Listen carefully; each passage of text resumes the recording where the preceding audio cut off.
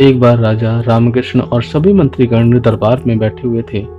एक एक करके राज्य के लोग अपनी समस्या लेकर दरबार में आ रहे थे। इसी बीच वहां एक व्यक्ति दरबार में पहुंचा। उसके हाथ में एक मर्तबान था। सभी उस मर्तबान की तरफ देख रहे थे। तो तभी राजा ने उस व्यक्ति से पूछा, क्या है इस मर्तबान में? उसने कहा, महाराज, इसमें चीनी और रेत का मिश्रण है। राजा ने फिर पूछा, किस लिए? अब दरबारी ने कहा, गलती माफ हो महाराज, लेकिन मैंने रामकृष्ण की बुद्धिमत्ता के कई किस्से सुने हैं। मैं उनकी परीक्षा लेना चाहता हूँ। मैं ये चाहता हूँ कि रामकृष्ण इस रेत में से बिना पानी का इस्तेमाल किए चीनी का एक एक दाना अलग कर दे। सभी हैरान होकर रामकृष्ण की ओर देखने लगे। अब राजा ने रामकृष्ण की ओर देखा और कहा, देख लो रामकृष्ण, अब तुम कैसे इस व्यक्ति के सामने अपनी बुद्धिमानी का परिचय दोगे?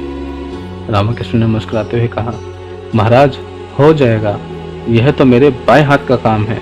अब सभी लोग हैरान थे कि रामकृष्ण ऐसा क्या करेंगे कि रेत से चीनी अलग अलग हो जाएगी। तभी रामकृष्ण उठे और उस मर्तबान को लेकर महल में मौजूद बगीचे की ओर बढ़ चले। उनके पीछे वह व्यक्ति भी था।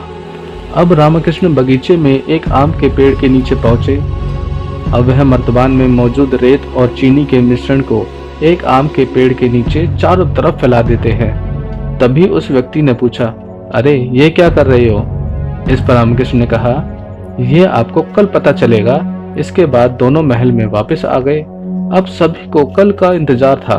अगली सुबह जब दरबार लगा तो राजा और सारे मंत्री एक साथ बगीचे में पहुंचे। साथ में रामकृष्ण और रेत व चीनी का मिश्रण लाने वाला व्यक्ति भी था।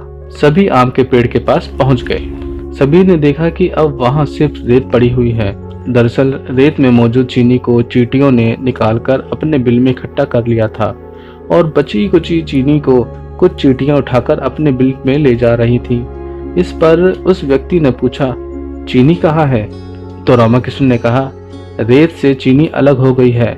सभी जोर जोर से हंसने लगे। रामकृष्ण की यह चतुराई देखकर राजा ने उस व्यक्ति से कहा, अगर तुम्हें चीनी चाहिए तो तुम्हें चींटियों के बिल में घुसना पड़ेगा।